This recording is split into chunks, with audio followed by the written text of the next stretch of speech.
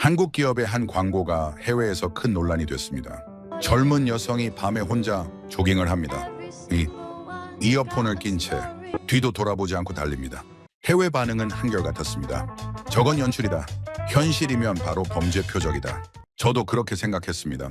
저는 32년 동안 런던과 뉴욕의 밤을 분석해온 슈머너버 정책 전문가입니다. 그런데 한국 사람들의 반응은 달랐습니다. 이게 왜 위험하죠? 한국에서는 그냥 일상인데요. 그 순간 저는 등골이 서늘해졌습니다. 제 아들은 영국에서 밤길을 걷다 이유 없이 폭행을 당한 적이 있고 제 딸은 지금 서울에서 혼자 살고 있기 때문입니다. 그래서 저는 확인하러 갔습니다. 그 광고가 연출인지 아니면 제가 평생 믿어온 밤의 상식이 한국에서는 통하지 않는지 말입니다. 대한민국을 응원하고 싶다면 화이팅이라고 댓글 남겨주세요. 똑같은 악몽을 꿨습니다. 어두운 골목, 딸의 비명, 달려가도 닿지 않는 거리, 눈을 떴습니다. 새벽 3시, 옆에서 아내가 말했습니다. 또 그 꿈이야? 3년째였습니다.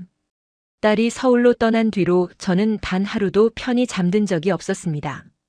제 소개를 드려야겠습니다. 저는 리처드 스톤입니다.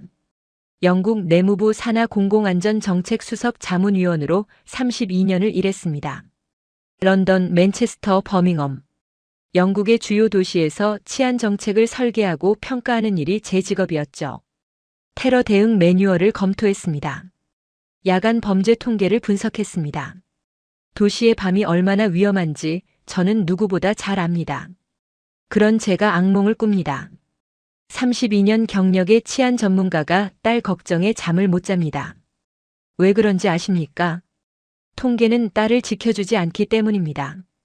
제 딸 에밀리는 29살입니다. 3년 전 한국의 IT 기업에 취직하면서 서울로 떠났죠. 처음엔 1년만 있다 오겠다고 했습니다.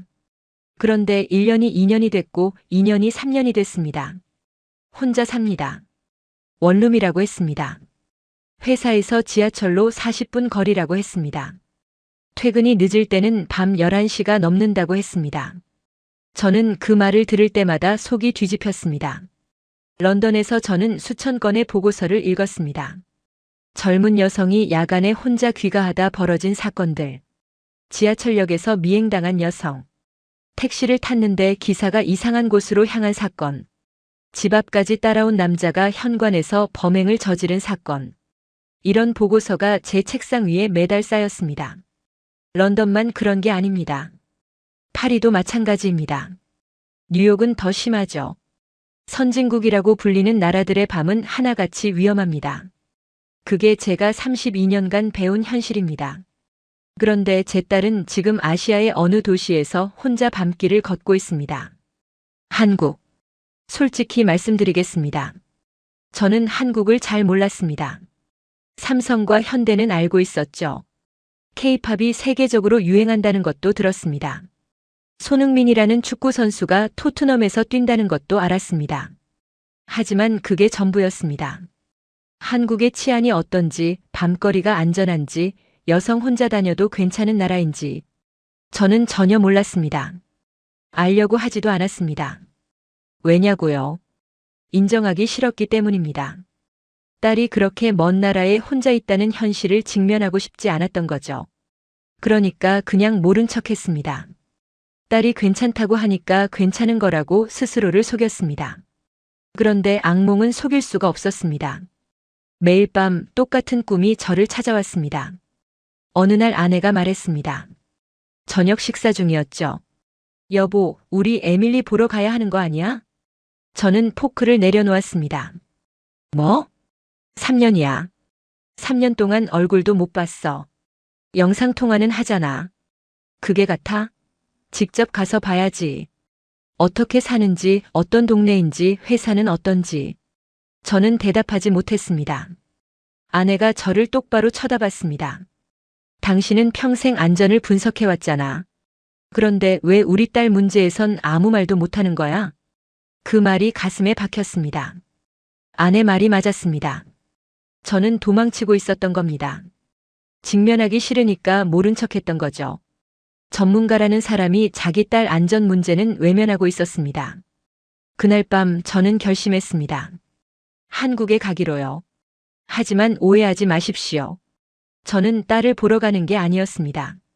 아니, 딸을 보러 가는 것도 맞지만 그게 전부는 아니었습니다. 저는 검증하러 가는 거였습니다. 한국이라는 나라가 정말로 제 딸을 맡겨도 되는 곳인지, 밤에 혼자 다녀도 안전한 나라인지, 32년 경력의 치안 전문가로서 직접 확인하러 가는 거였습니다.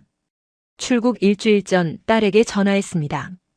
에밀리, 아빠가 엄마랑 다음 주에 서울 간다. 정말? 아빠 드디어 오는 거야? 딸의 목소리가 환해졌습니다. 오빠도 같이 가. 온 가족이 가는 거야. 와, 진짜? 너무 좋다. 딸이 들떠서 말했습니다. 아빠, 걱정하지 마. 여긴 진짜 괜찮아. 그래, 알았어. 저는 담담하게 대답했습니다. 하지만 속으로는 생각했습니다. 그 말을 믿을 수가 없다고. 딸이 괜찮다고 하는 건 당연합니다. 자기가 사는 곳을 나쁘게 말할 사람이 어디 있겠습니까? 문제는 객관적인 팩트입니다. 데이터입니다. 현장입니다. 저는 감정으로 판단하지 않습니다. 그게 32년간 이 일을 해온 제 원칙이죠. 아내가 옆에서 말했습니다. 에밀리가 좋아하네. 그래. 근데 여보, 당신 표정은 왜 그래? 휴가 가는 사람 표정이 아닌데. 저는 아내를 바라봤습니다. 나는 휴가 가는 게 아니야. 그럼 뭔데? 저는 잠시 침묵했습니다. 그리고 말했습니다. 확인하러 가는 거야. 에밀리가 정말 안전한 곳에 있는지. 아내가 한숨을 쉬었습니다. 당신은 정말 쉬는 날도 일하는 거야? 이건 일이 아니야. 아버지로서 당연히 해야 할 일이지. 그랬습니다. 저는 한국을 찬양하러 가는 게 아니었습니다. 관광하러 가는 것도 아니었습니다. 32년 경력의 치안 전문가로서, 그리고 29살 딸을 둔 아버지로서 저는 검증하러 가고 있었습니다. 한국이 제 딸을 지켜줄 수 있는 나라인지, 제 기준을 통과할 수 있는 나라인지 비행기 표를 끊으면서 생각했습니다. 런던도 통과 못했고, 파리도 통과 못했고, 뉴욕도 통과 못했는데 한국이라고 다르겠습니까? 솔직히 기대하지 않았습니다. 그저 딸에게 이렇게 말하고 싶었습니다. 에밀리, 미안하지만 여기는 안 돼. 아빠가 봤는데 위험해. 영국으로 돌아와. 그게 제 예상이었습니다. 그런데 결론부터 말씀드리겠습니다. 저는 완전히 틀렸습니다. 한국에서 제가 본 것은 상상을 초월했습니다. 제 32년 경력 전체를 흔들어 놓았습니다. 지금부터 그 이야기를 들려드리겠습니다. 인천공항에 도착한 건 밤 11시였습니다. 12시간 넘게 비행기를 타고 왔더니 온몸이 뻐근했죠. 아내와 아들도 지쳐 있었습니다. 그런데 이상한 게 있었습니다. 공항이 너무 조용했습니다. 런던 히드로 공항을 생각해 보십시오. 밤이든 낮이든 항상 소란스럽죠. 큰 소리로 통화하는 사람들, 짐을 끌고 뛰어다니는 여행객들, 가끔은 술 취한 사람이 소리를 지르기도 합니다. 그게 국제공항의 일반적인 풍경이에요. 그런데 인천공항은 달랐습니다. 사람들이 조용히 줄을 서 있었습니다. 뛰어다니는 사람이 없었어요. 고함치는 사람도 없었죠. 입국 심사대 앞에 섰는데 줄이 질서정연하게 움직이고 있었습니다. 아들 제임스가 말했습니다. 아빠, 여기 좀 이상하지 않아? 뭐가? 너무 조용해. 공항 맞아? 저도 같은 생각을 하고 있었습니다. 입국 심사를 마치고 나오니까 딸이 보였습니다. 에밀리가 손을 흔들고 있었죠. 3년 만에 보는 딸이었습니다. 아내가 먼저 달려가서 딸을 끌어안았습니다. 에밀리, 우리 딸. 엄마, 보고 싶었어. 저도 다가가서 딸을 안았습니다. 눈시울이 뜨거워졌지만 참았습니다. 딸이 건강해 보여서 다행이었어요. 그런데 한 가지 마음에 걸리는 게 있었습니다. 에밀리, 너 여기까지 어떻게 왔어? 응? 지하철 타고 왔지. 지하철? 밤 11시에? 응, 왜? 딸이 아무렇지 않게 대답했습니다. 저는 속으로 움찔했습니다. 밤 11시에 젊은 여성이 혼자 지하철을 타고 공항까지 왔다고요? 런던에서는 상상도 못할 일이에요. 밤 11시에 젊은 여자가 혼자 지하철을 타다니. 보호자 없이 택시도 아니고 대중교통으로. 저는 아무 말도 하지 않았습니다. 하지만 머릿속에서 경보음이 울리기 시작했죠. 이 나라는 위험에 대한 인식이 없는 건가? 아니면 진짜 안전한 건가? 공항에서 나와 딸의 집으로 향했습니다. 공항철도라는 걸 탔어요. 시간은 밤 11시 반쯤 됐을 겁니다. 열차 안을 둘러봤습니다. 승객이 많지는 않았어요. 하지만 눈에 띄는 게 있었습니다. 여성들이 혼자 앉아 있었습니다. 이어폰을 끼고 핸드폰을 보는 젊은 여자. 책을 읽고 있는 중년 여성. 졸고 있는 할머니. 아무도 주변을 경계하지 않았습니다. 불안해하는 기색이 전혀 없었어요. 런던 지하철 밤차를 떠올려 봤습니다. 여자들은 보통 문 가까이 앉죠. 언제든 뛰어내릴 수 있게요. 핸드폰을 꺼내놓지 않습니다. 날치기 당할 수 있으니까요. 이어폰도 잘 안 껴요. 주변 소리를 들어야 하니까요. 그게 런던 여성들의 생존 본능이에요. 그런데 여기 여자들은 달랐습니다. 너무 편안해 보였어요. 경계심이라곤 눈곱만큼도 없었죠. 저는 그게 이해가 안 됐습니다. 위험을 모르는 건가? 아니면 위험이 정말 없는 건가? 환승역에서 내려 다른 노선으로 갈아탔습니다. 이번엔 일반 지하철이었어요. 시간은 자정이 가까워지고 있었죠. 역 플랫폼에 서서 주변을 살폈습니다. 취객이 없었습니다. 소리 지르는 사람이 없었어요. 시비 거는 사람도 없었죠. 런던 자정의 지하철역을 생각해 보십시오. 술 취한 젊은이들이 고래고래 소리를 지릅니다. 가끔 싸움이 붙기도 하죠. 여자 혼자 플랫폼에 서 있으면 불안해서 뒤를 계속 돌아봐야 해요. 그런데 서울 지하철역은 고요했습니다. 사람들이 조용히 열차를 기다리고 있었어요.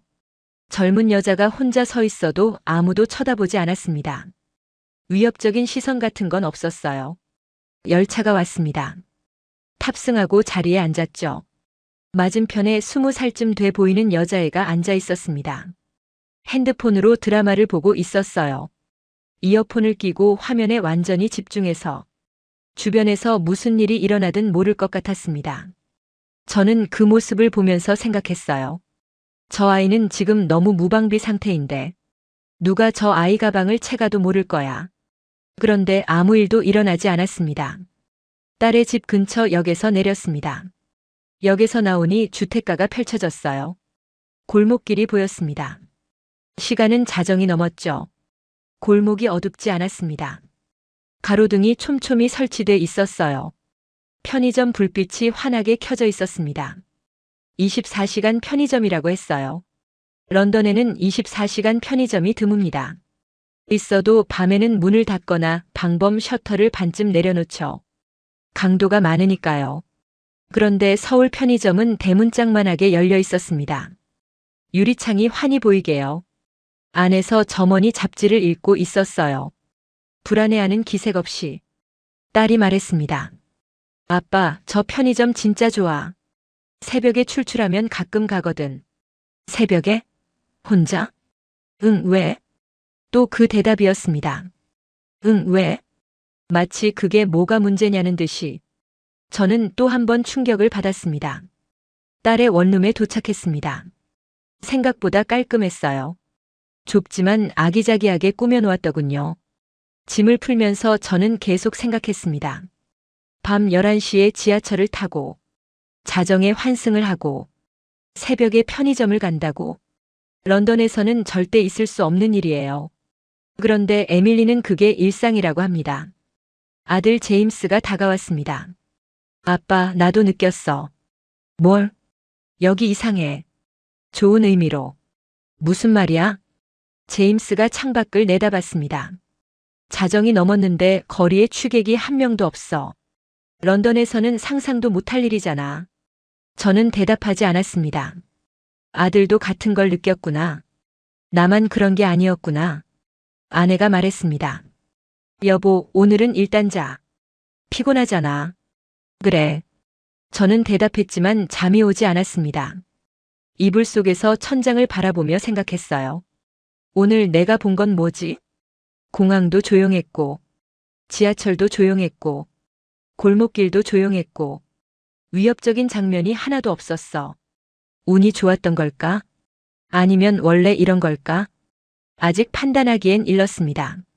하루 경험만으로 결론을 내릴 수는 없으니까요. 하지만 한 가지는 인정할 수밖에 없었습니다. 첫날 밤, 내 예상이 어긋나기 시작했다는 것을요. 다음 날 저녁이었습니다. 딸이 갑자기 외출 준비를 했어요. 에밀리, 어디가? 응, 친구 만나기로 했어. 잠깐 나갔다 올게. 시계를 봤습니다. 밤 11시였어요. 지금? 이 시간에? 응, 왜? 또 그 대답이었습니다. 응, 왜? 저는 속으로 한숨을 삼켰습니다. 언제 들어올 건데? 글쎄, 새벽 1시쯤? 아니면 2시? 아내가 옆에서 불안한 표정을 지었습니다. 저도 마찬가지였어요.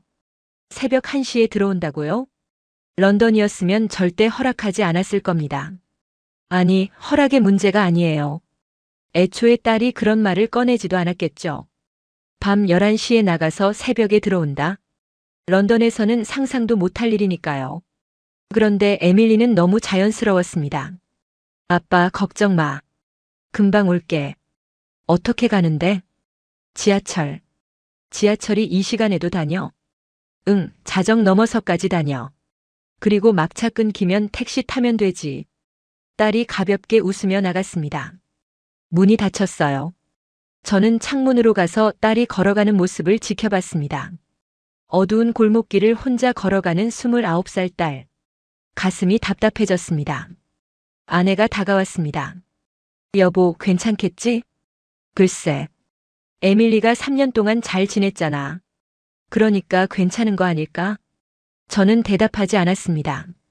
3년 동안 잘 지냈다는 게 앞으로도 괜찮다는 보장이 되진 않으니까요.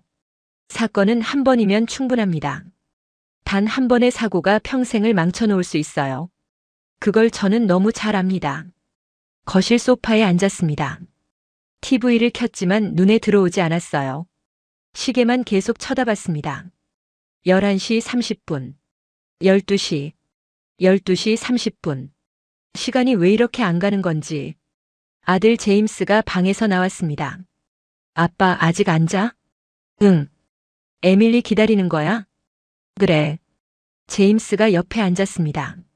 아빠, 나도 좀 이상하다고 생각했어. 뭐가? 에밀리. 너무 태평해.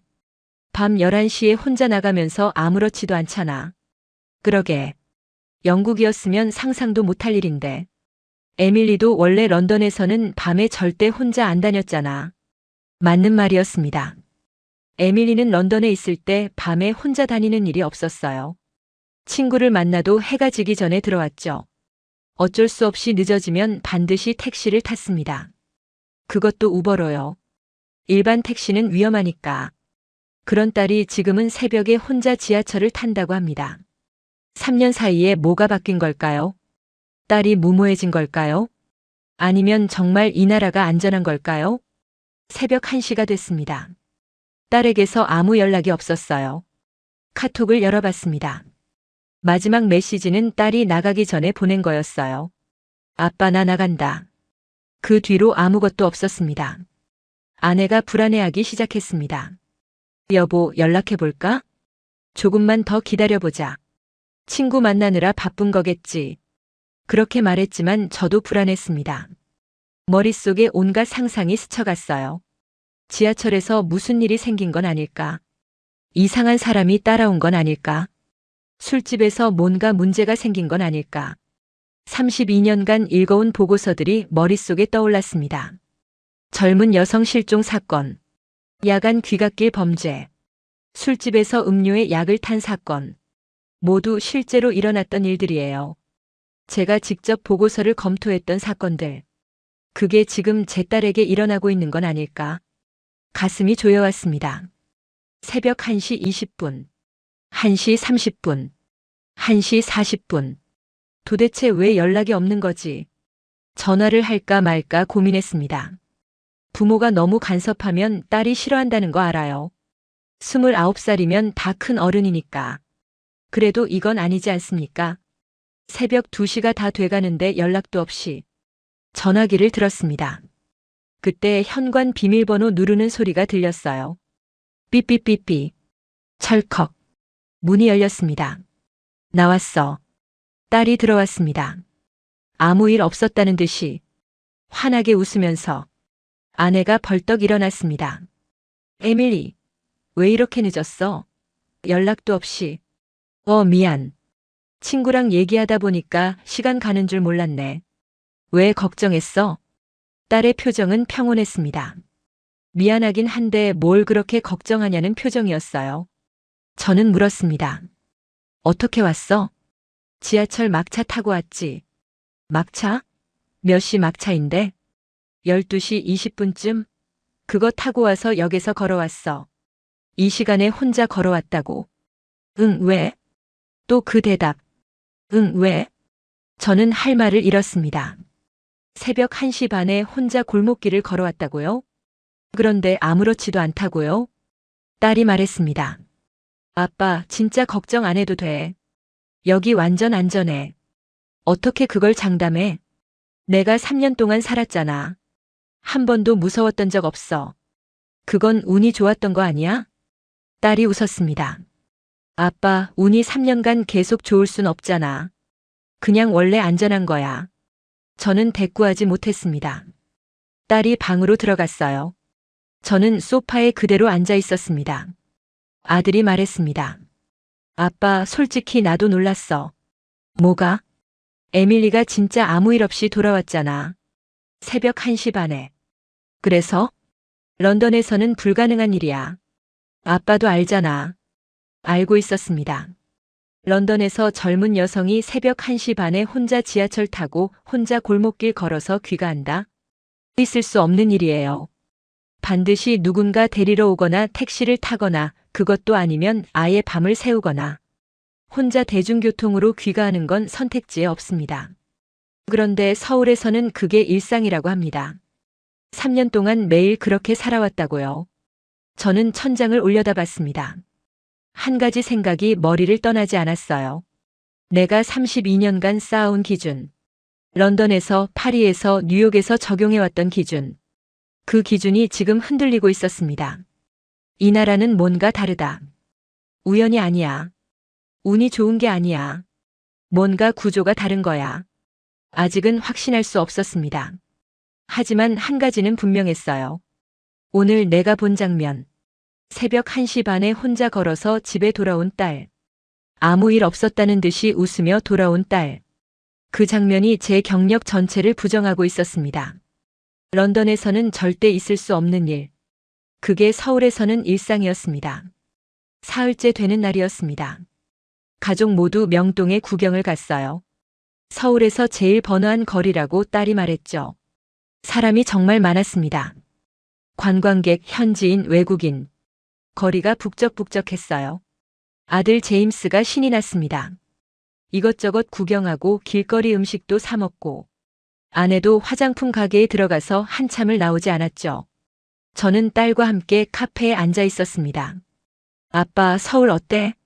글쎄, 아직 모르겠다. 뭘 모르겠어? 좋잖아. 저는 대답 대신 커피를 마셨습니다. 솔직히 혼란스러웠어요. 지금까지 본 것들이 머릿속에서 정리가 안 됐거든요. 1시간쯤 지났을까요? 아들이 허둥지둥 뛰어왔습니다. 표정이 심상치 않았어요. 아빠, 큰일 났어. 왜? 무슨 일이야? 지갑을 잃어버렸어. 심장이 철렁했습니다. 뭐? 어디서? 모르겠어. 아까 그 카페에서 마지막으로 본 것 같은데. 안에 뭐 들었는데? 현금이랑 신용카드. 그리고 영국 운전면허증. 최악이었습니다. 외국에서 지갑을 잃어버리면 얼마나 골치 아픈지 아십니까? 카드 정지시켜야죠. 신분증 재발급 받아야죠. 최악의 경우 누가 카드를 도용하면 그것도 처리해야 합니다. 저는 바로 일어섰습니다. 어느 카페? 가보자. 저기 골목 안에 있는데. 딸이 말했습니다. 아빠, 잠깐만. 일단 경찰서에 신고부터 하자. 경찰서? 그게 무슨 소용이야? 지갑 찾아주기라도 하겠어? 저는 반사적으로 그렇게 말했습니다. 런던에서 지갑 잃어버리면 경찰에 신고해봤자 의미가 없거든요. 분실물이 돌아오는 경우는 거의 없습니다. 특히 현금이 들어있으면 100% 포기해야 해요. 그게 제가 아는 상식이었습니다. 그런데 딸이 말했습니다. 아빠, 한국은 달라. 일단 신고하면 찾을 수도 있어. 찾긴 뭘 찾아. 됐고 카드 정지부터 시키자. 아들이 급하게 카드사에 전화했습니다. 국제전화라 연결이 잘 안 됐어요. 한참을 씨름했죠. 그러는 동안 저는 속이 부글부글 끓었습니다. 여행 사흘째에 이게 무슨 일이야. 아들 녀석은 뭘 했길래 지갑을 잃어버려. 짜증이 났지만 참았습니다. 화낸다고 지갑이 돌아오는 것도 아니니까요. 딸이 핸드폰을 만지작거렸습니다. 아빠, 나 일단 경찰청 분실물 센터에 온라인 신고 넣어볼게. 그게 뭔데? 인터넷으로 분실 신고할 수 있어. 누가 주워서 맡기면 연락 오거든. 그런 게 있어? 응. 한국은 그런 시스템이 있어. 저는 콧방귀를 꼈습니다. 속으로요. 시스템이 있으면 뭘 해? 사람들이 안 가져다 주면 그만인데. 런던에서도 분실물 센터 있어요. 그런데 지갑이 돌아온 적은 거의 없습니다. 현금이 들었으면 100% 사라지죠. 한국이라고 다르겠습니까? 2시간쯤 지났습니다. 가족 모두 기분이 엉망이었어요. 아들은 자책하고 있었고, 아내는 한숨만 쉬었고, 저는 속으로 이 여행 망쳤다고 생각했죠. 그때 딸의 핸드폰이 울렸습니다. 모르는 번호였어요. 여보세요? 딸이 전화를 받았습니다. 한국어로 뭐라고 대화를 하더니 표정이 밝아졌어요. 정말요? 감사합니다. 네, 지금 바로 갈게요. 전화를 끊고 딸이 말했습니다. 아빠, 지갑 찾았대. 뭐? 명동 파출소에 있대. 누가 주워서 맡겼나 봐. 저는 귀를 의심했습니다. 진짜? 내용물은? 다 있대. 현금이랑 카드 전부. 믿을 수가 없었습니다. 외국에서 지갑을 잃어버렸는데 2시간 만에 찾았다고요? 그것도 현금까지 그대로? 파출소로 갔습니다. 경찰이 친절하게 응대했어요. 영어가 능숙하진 않았지만 딸이 통역해줬죠. 서류 몇 장에 서명하고 지갑을 받았습니다. 아들이 지갑을 열어봤습니다. 아빠, 다 있어. 현금도 그대로야. 한 푼도 안 빠졌어. 저는 할 말을 잃었습니다. 이게 가능한 일입니까? 경찰에게 물었습니다. 딸이 통역했죠. 누가 가져다 줬는지 알 수 있을까요? 카페 직원분이 가져오셨어요. 손님이 두고 가신 거 발견하고 바로 가져다 주셨대요.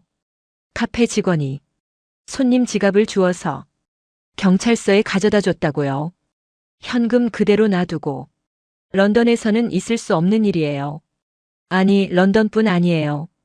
파리에서도, 뉴욕에서도, 제가 아는 어떤 대도시에서도 이런 일은 일어나지 않습니다. 파출소를 나오면서 아들이 말했습니다. 아빠, 나 지금 좀 충격받았어. 나도. 이게 말이 돼? 진짜 아무것도 안 가져갔어.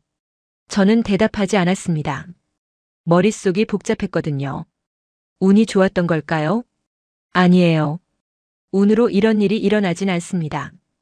이건 개인의 선의만으로 설명되는 게 아니에요. 카페 직원이 정직해서? 그것도 맞겠죠. 하지만 그 직원이 지갑을 가져갈 수도 있었어요. 현금만 빼고 나머지만 맡길 수도 있었고요. 그런데 그러지 않았습니다. 왜? 이 사회가 그렇게 작동하기 때문입니다. 이건 친절이 아니에요. 시스템이에요. 설계된 안전이에요. 아내가 말했습니다. 여보, 나 한국 다시 봤어. 저는 고개를 끄덕였습니다. 32년간 치안 정책을 다뤄온 제가 오늘 처음으로 인정할 수밖에 없었습니다. 이 나라는 뭔가 다르다고. 제 기준으로는 설명이 안 되는 나라라고. 5장. 호텔로 돌아와서 저는 밤새 잠을 이루지 못했습니다. 지갑 사건이 머릿속에서 떠나지 않았어요. 이불 속에서 뒤척이다가 결국 새벽 3시에 일어났습니다. 노트북을 켰어요. 저는 감정으로 판단하는 사람이 아닙니다. 32년간 데이터와 통계로 일해온 사람이에요. 지갑을 찾은 게 신기하긴 했지만 그걸로 한국이 안전하다고 결론 내릴 수는 없었습니다. 운이 좋았을 수도 있고 예외적인 상황이었을 수도 있으니까요. 그래서 직접 확인해 보기로 했습니다. 숫자로요. 먼저 야간 범죄 발생률을 검색했습니다. 영국 내무부에서 일할 때 수없이 다뤘던 지표죠. 인구 10만 명당 야간 강력 범죄 발생 건수를 비교해 봤어요. 런던의 수치를 먼저 확인했습니다. 제가 익히 알고 있는 숫자였지만 다시 보니까 씁쓸했어요. 노상 강도, 야간 폭행, 성범죄까지 포함하면 숫자가 만만치 않았습니다. 특히 밤 10시 이후 여성 대상 범죄는 꾸준히 증가 추세였죠. 파리는 런던보다 더 심했습니다. 지하철 내 범죄가 특히 많았어요. 날치기, 소매치기는 기본이고 흉기를 이용한 강도도 빈번했습니다. 뉴욕은 말할 것도 없었습니다. 총기 범죄가 포함되니까 숫자가 확 뛰어올랐어요. 그리고 서울의 수치를 확인했습니다. 처음에는 제가 잘못 본 줄 알았습니다. 숫자가 너무 낮았거든요. 다시 확인했어요. 출처도 확인하고 다른 기관의 데이터도 교차 검증했습니다. 틀리지 않았습니다. 서울의 야간 범죄율은 런던의 3분의 1 수준이었어요. 파리와 비교하면 4분의 1도 안 됐고 뉴욕과는 비교 자체가 무의미했습니다. 저는 모니터 앞에서 한참을 멍하니 앉아 있었습니다. 이게 가능한 숫자인가 싶었어요. 혹시 한국 정부가 통계를 조작한 건 아닐까 하는 생각도 들었습니다. 그래서 국제기구 자료를 찾아봤어요. UN 마약 범죄 사무소에서 발표한 글로벌 범죄 통계가 있습니다. 저도 영국에서 일할 때 자주 참고하던 자료였죠. 거기서도 결과는 비슷했습니다. 한국은 OECD 국가 중에서 치안 안전 지수가 최상위권이었어요. 특히 야간 보행 안전 부문에서는 거의 세계 최고 수준이었습니다. 다음으로 여성 안전 지표를 살펴봤습니다. 이게 제가 가장 관심 있는 부분이었어요. 딸이 혼자 사는 나라니까요. 야간 여성 1인 보행 안전도, 대중교통 내 성범죄 발생률, 주거 침입 범죄 비율, 이 세 가지를 중점적으로 봤습니다. 결과는 충격적이었어요. 서울은 세 가지 지표 모두에서 유럽 주요 도시들을 압도했습니다. 런던, 파리, 베를린, 로마 전부 한국보다 수치가 높았어요. 높다는 건 그만큼 위험하다는 뜻입니다. 저는 의자 등받이에 몸을 기댔습니다. 솔직히 인정하기 싫었습니다. 제가 32년간 일해온 영국보다, 제가 선진국이라고 믿어왔던 유럽보다 한국이 더 감정적으로 받아들이기 어려웠어요. 하지만 숫자는 거짓말을 하지 않습니다. 그게 제가 평생 믿어온 원칙이었죠.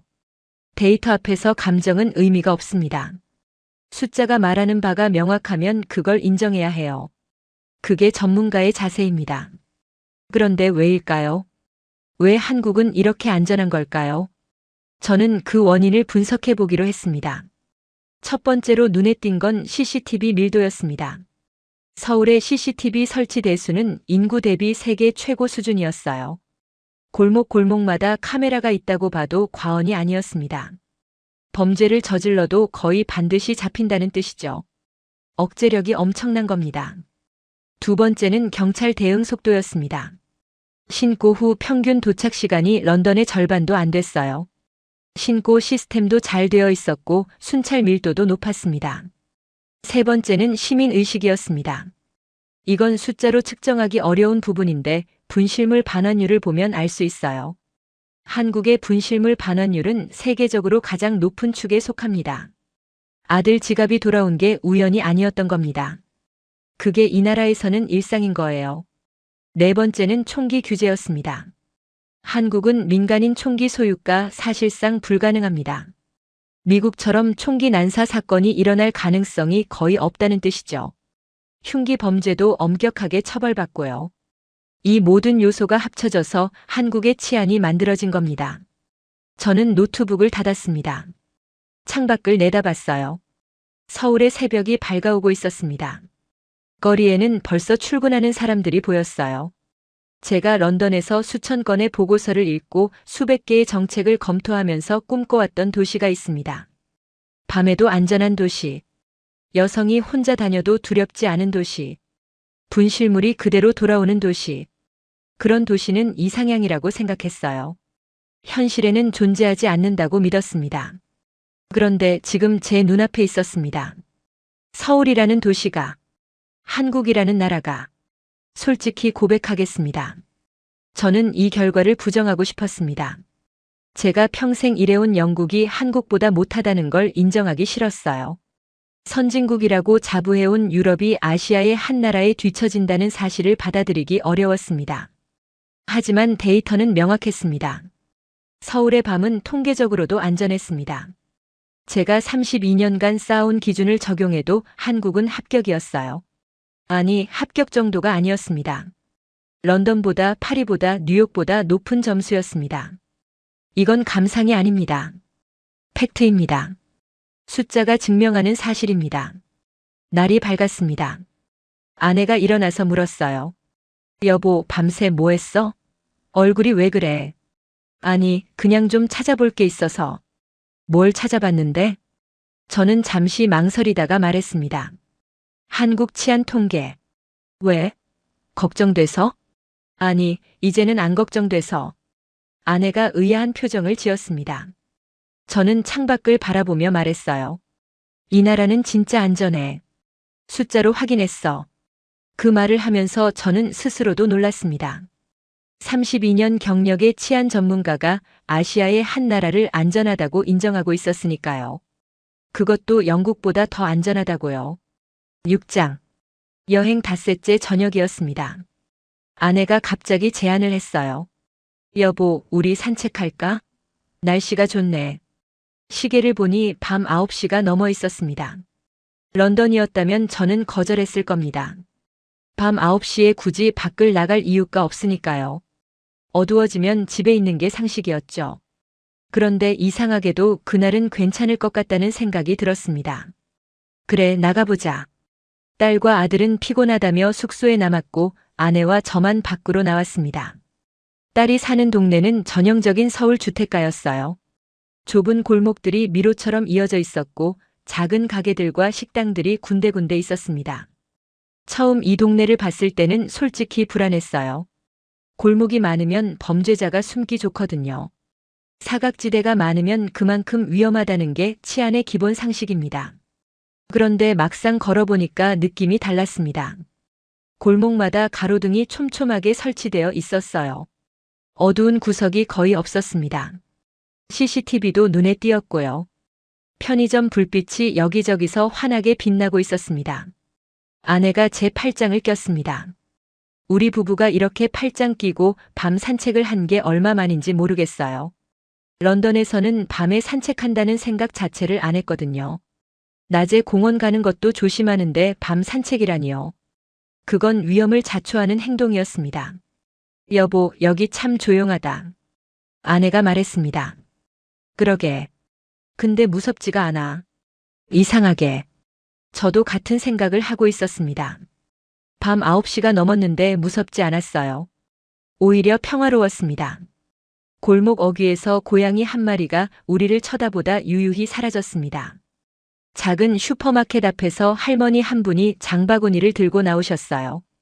밤 9시 반에 혼자 장을 보고 나오시는 거였죠. 런던에서는 볼 수 없는 장면이었습니다.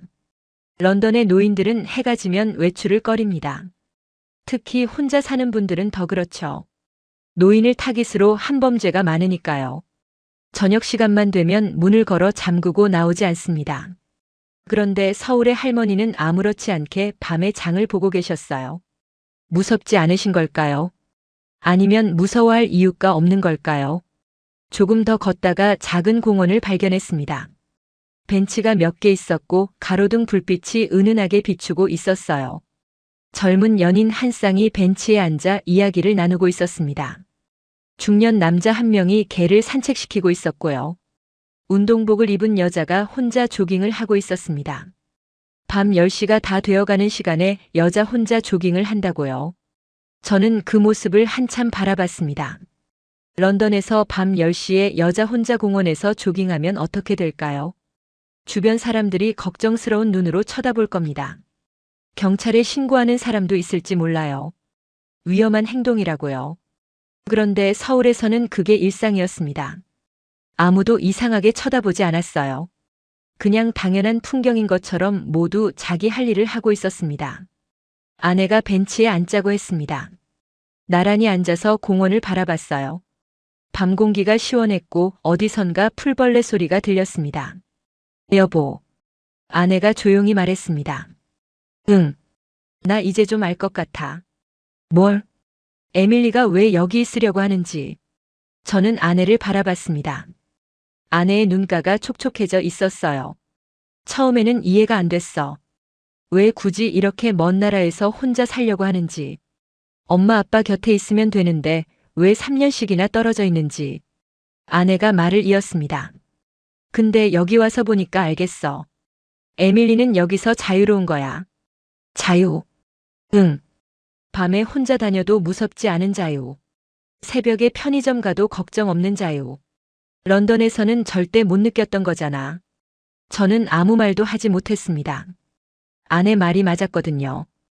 에밀리는 런던에서 항상 조심하며 살았습니다. 밤에는 택시만 타고 어두운 골목은 피하고 이어폰도 한쪽만 꽂았어요. 항상 주변을 경계하면서 살았죠. 그게 런던 여성의 일상이었습니다. 안전을 위해 자유를 포기하는 삶이었어요. 그런데 서울에서 에밀리는 달랐습니다. 밤 11시에 지하철을 타고 새벽 1시에 골목길을 걸었어요. 무섭지 않다고 했죠. 그게 일상이라고 했습니다. 에밀리가 한국에 남으려는 이유를 저는 그제야 이해했습니다. 이 나라에서는 두려움 없이 살 수 있으니까요. 여자라서 조심해야 한다는 말을 들을 필요가 없으니까요. 아내가 제 손을 잡았습니다. 여보, 우리 딸 여기서 잘 살 것 같아. 저는 고개를 끄덕였습니다. 그래, 그럴 것 같아. 당신도 이제 걱정 안 해도 될 것 같아. 저는 밤하늘을 올려다봤습니다. 별은 잘 보이지 않았지만 달이 밝았어요. 그동안 저를 괴롭혔던 악몽이 떠올랐습니다. 어두운 골목, 딸의 비명, 닿지 않는 거리. 3년 동안 저를 잠 못 들게 했던 그 악몽이요. 이제는 그 꿈을 안 꿔도 될 것 같았습니다. 아내가 일어서며 말했습니다. 우리 더 걸을까? 그래. 우리 부부는 손을 잡고 서울의 밤거리를 걸었습니다. 시계는 밤 10시 반을 넘어가고 있었어요. 런던이었다면 절대 할 수 없는 일이었습니다. 밤 10시 반에 손잡고 산책하다니요. 미친 짓이라고 했을 겁니다. 그런데 서울에서는 그게 그냥 평범한 저녁 산책이었습니다. 골목을 지나는 동안 우리를 위협하는 사람은 아무도 없었어요. 이상한 눈초리로 쳐다보는 사람도 없었고요. 모두 자기 갈 길을 가고 있었습니다. 그냥 평화로웠어요. 숙소로 돌아오는 길에 저는 생각했습니다. 안전이란 무엇인가? 범죄가 없는 상태가 안전일까요? 아닙니다. 안전이란 두려움이 필요 없는 일상입니다. 밤에 나가도 무섭지 않은 것, 혼자 걸어도 불안하지 않은 것, 시계를 보지 않아도 되는 것, 그게 진짜 안전이에요. 한국은 그 기준을 충족하고 있었습니다. 숙소 문을 열고 들어오니 딸이 물었습니다. 아빠, 엄마 산책 좋았어? 응, 좋았어. 아내가 대답했습니다. 저도 덧붙였어요. 에밀리 좋은 데서 살고 있구나. 딸이 환하게 웃었습니다. 그렇지? 내가 뭘 했어? 저는 딸의 얼굴을 바라보며 생각했습니다. 이 아이가 웃을 수 있는 이유. 새벽에 혼자 다녀도 무섭지 않은 나라에서 살고 있기 때문이구나. 부모로서 그것보다 더 감사한 일이 있을까요? 7장. 여행 마지막 날 전날 밤이었습니다. 내일이면 런던으로 돌아가야 했어요. 짐을 정리하면서 저는 묘한 기분이 들었습니다. 일주일 전만 해도 빨리 돌아가고 싶었거든요. 딸이 위험한 곳에 있다는 걸 확인하고 영국으로 데려가야겠다고 생각했었죠. 그런데 지금은 달랐습니다. 딸을 데려가야 한다는 생각이 사라졌어요. 오히려 딸이 이 나라에 있어서 다행이라는 생각이 들었습니다. 아들 제임스가 다가왔습니다. 아빠, 나 할 말 있어. 뭔데? 나 한국 좀 더 알아보려고. 여기서 일할 수 있는지. 저는 놀라서 아들을 바라봤습니다. 갑자기 무슨 소리야? 갑자기가 아니야. 며칠 동안 생각했어. 제임스는 진지한 표정이었어요. 아빠, 나 런던에서 살면서 항상 불편했어. 밤에 친구 만나고 집에 갈 때마다 뒤를 돌아봤거든. 지하철에서 이상한 사람 만나면 다음 칸으로 피하고. 그게 당연한 줄 알았어. 아들이 말을 이었습니다. 근데 여기 와서 보니까 그게 당연한 게 아니더라고. 에밀리가 새벽에 혼자 다니는 거 보고 처음엔 미쳤다고 생각했어. 근데 진짜 아무 일도 안 일어나잖아. 그게 이 나라에서는 일상이래. 저는 아무 말 없이 아들의 말을 들었습니다. 아빠, 솔직히 말할게. 나 런던 무서웠어. 그 말에 가슴이 철렁했습니다. 32살 먹은 아들이 런던이 무서웠다고 고백하는 거였어요. 밤에 펍에서 나오면 항상 긴장했어. 취한 놈들이 시비 걸까봐. 지갑이랑 핸드폰은 안주머니에 넣고 다녔고, 이어폰도 안 꼈어. 뒤에서 누가 오는 소리 들어야 하니까. 아들이 씁쓸하게 웃었습니다. 그게 런던에서 사는 방법이었어. 생존 기술 같은 거지. 근데 여기 사람들은 그런 거 모르더라. 그냥 편하게 다니고 핸드폰 꺼내놓고 걷고 이어폰 끼고 다녀. 그게 너무 부러웠어. 저는 한참 동안 침묵했습니다. 아들의 말이 제 가슴에 박혔거든요. 저는 32년간 치안 정책을 다뤘습니다. 런던을 더 안전하게 만들기 위해 수많은 보고서를 썼고 정책을 제안했어요. 그런데 제 아들이 런던이 무서웠다고 말하고 있었습니다. 제가 평생 일해온 도시가 제 자식에게는 두려움의 대상이었던 겁니다. 그 사실이 너무 씁쓸했습니다. 제임스, 한국에서 일하고 싶으면 해봐. 저는 그렇게 말했습니다. 아빠가 반대 안 해? 반대할 이유가 없잖아. 여기가 더 안전한 건 사실이니까. 아들이 환하게 웃었습니다. 고마워, 아빠. 저는 아들의 어깨를 두드렸습니다. 그러면서 속으로 생각했어요. 내가 지금 무슨 말을 한 거지? 32년간 영국 치안 정책을 다뤄온 사람이 아들에게 한국이 더 안전하다고 인정한 거였습니다. 영국 내무부 출신이 한국에 가서 살아보라고 권한 거였어요. 웃음이 나왔습니다. 씁쓸하면서도 후련한 웃음이었죠. 그날 밤 저는 노트북을 열었습니다. 메모장을 켜고 뭔가를 적기 시작했어요. 제 생각을 정리하고 싶었거든요. 32년간 저는 수천 건의 치안 보고서를 검토했습니다. 런던, 파리, 뉴욕, 베를린, 로마. 세계 주요 도시들의 치안 상태를 분석하고 평가하는 게 제 일이었죠. 그 기준으로 한국을 평가해 보기로 했습니다. 감정을 배제하고 순수하게 전문가의 시선으로요. 첫 번째, 야간 치안 인프라. 서울은 CCTV 밀도가 세계 최고 수준이었습니다.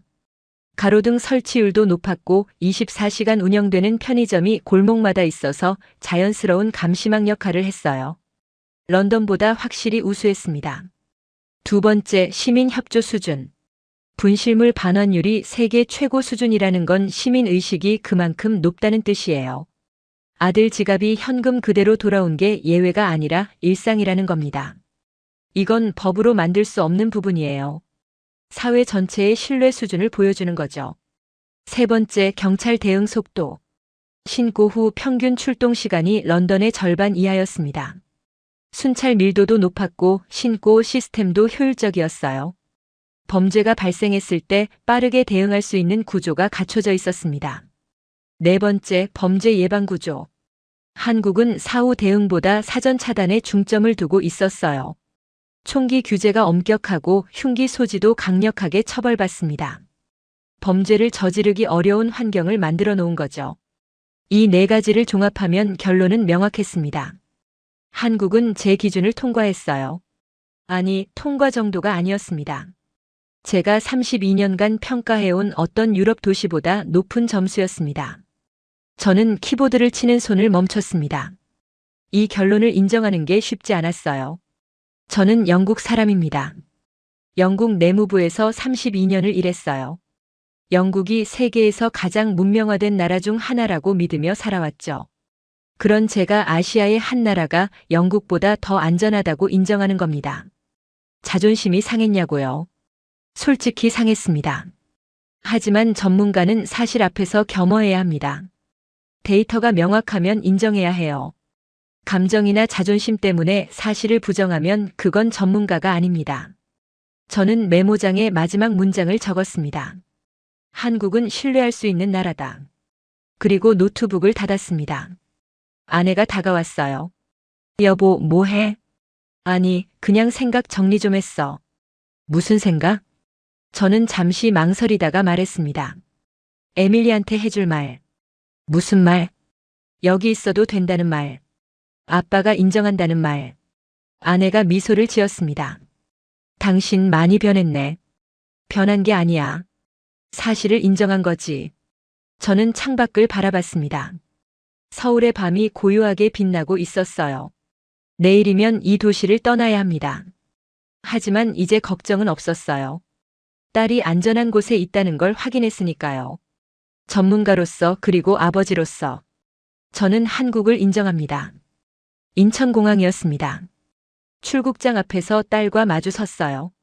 일주일이 어떻게 지나갔는지 모르겠습니다. 처음 왔을 때와 지금 제 마음은 완전히 달라져 있었어요. 딸이 먼저 말했습니다. 아빠, 이번에 와줘서 정말 고마웠어. 우리가 고맙지. 내 덕분에 좋은 시간 보냈다. 아빠가 걱정 많이 했던 거 알아. 밤에 혼자 다닌다고 하면 표정이 굳어졌잖아. 저는 쓴웃음을 지었습니다. 딸이 다 알고 있었구나. 근데 이제는 좀 안심돼? 딸이 물었어요. 저는 딸의 눈을 바라봤습니다. 29살. 어느새 이렇게 컸습니다. 런던에서 태어나 런던에서 자랐는데 지금은 지구 반대편에서 혼자 살고 있어요. 3년 전 딸이 한국에 간다고 했을 때 저는 반대했습니다. 왜 굳이 그렇게 먼 나라까지 가야 하느냐고요. 영국에도 좋은 회사 많은데 유럽에도 기회가 많은데 하필 한국이냐고 물었죠. 딸은 그때 이렇게 대답했습니다. 아빠, 나 거기서 살아보고 싶어. 한번 도전해보고 싶어. 저는 그 말을 이해하지 못했습니다. 도전이라니. 낯선 나라에서 혼자 사는 게 무슨 도전이냐고. 위험을 자초하는 거 아니냐고. 그렇게 반대했지만 딸은 떠났어요. 그리고 3년이 지났습니다. 그 3년 동안 저는 매일 불안했습니다. 딸이 잘 지내고 있는지, 위험한 일은 없는지, 밤에 안전하게 다니는지. 영상통화를 할 때마다 물었죠. 에밀리, 괜찮아? 무서운 일 없어? 딸은 항상 같은 대답을 했습니다. 아빠, 여기 진짜 괜찮아. 걱정 마. 저는 그 말을 믿지 못했어요. 딸이 부모를 안심시키려고 하는 말이라고 생각했죠. 실제로는 무섭고 힘들어도 괜찮다고 말하는 거라고요. 그런데 직접 와서 보니까 딸 말이 사실이었습니다. 한국은 진짜 괜찮은 나라였어요. 딸이 새벽에 혼자 다녀도 안전한 나라. 지갑을 잃어버려도 그대로 돌아오는 나라. 밤 10시에 공원에서 조깅해도 아무도 이상하게 보지 않는 나라. 제가 32년간 꿈꿔왔던 도시의 모습이 여기 있었습니다. 에밀리. 저는 딸의 이름을 불렀습니다. 응? 아빠가 미안하다. 딸이 눈을 동그랗게 떴어요. 갑자기 왜? 3년 전에 내가 한국 간다고 했을 때 아빠가 반대했잖아. 위험하다고 왜 굳이 거기까지 가느냐고. 저는 잠시 숨을 골랐습니다. 그때 아빠는 한국을 몰랐어. 그냥 머나먼 아시아의 어느 나라라고만 생각했지. 치안이 어떤지, 밤거리가 안전한지 그런 건 전혀 몰랐어. 아빠. 근데 이번에 와서 직접 보니까 알겠더라. 내가 왜 여기 있고 싶어 하는지. 여기서 뭘 느끼는지. 딸의 눈가가 붉어졌습니다. 아빠, 나 진짜 여기 좋아. 처음에는 그냥 일 때문에 왔는데 살다 보니까 이 나라가 좋아졌어. 알아. 아빠도 이제 알아. 저는 딸의 어깨에 손을 얹었습니다. 에밀리, 아빠가 인정할게. 한국은 좋은 나라야. 내가 있어도 되는 나라야. 딸의 눈에서 눈물이 흘러내렸습니다. 아빠가 그렇게 말해주니까 진짜 기뻐. 3년 동안 기다렸어. 아빠가 인정해주는 거. 저도 눈시울이 뜨거워졌지만 참았습니다. 아내가 옆에서 훌쩍였고 아들 제임스도 고개를 돌렸어요. 공항 한복판에서 우리 가족은 한참 동안 서 있었습니다. 말없이요. 그냥 서로의 온기를 느끼면서. 비행기 탑승 시간이 다가왔습니다. 딸과 마지막 포옹을 했어요. 에밀리, 건강해. 그리고 저는 딸의 귀에 대고 속삭였습니다. 이제 아빠 걱정 안 해도 돼. 악몽 안 꿀 거야. 딸이 울면서 웃었습니다. 아빠, 진짜? 진짜. 3년 만에 처음으로 편히 잘 것 같아. 출국 게이트를 통과하면서 뒤를 돌아봤습니다. 딸이 손을 흔들고 있었어요. 서울이라는 도시에서 혼자 살아가는 29살 딸. 3년 전에는 그 모습이 불안했습니다. 하지만 지금은 달랐어요. 자랑스러웠습니다. 딸이 선택한 나라가 좋은 나라여서 감사했고, 딸이 그 나라에서 자유롭게 살고 있어서 행복했습니다. 비행기에 올랐습니다.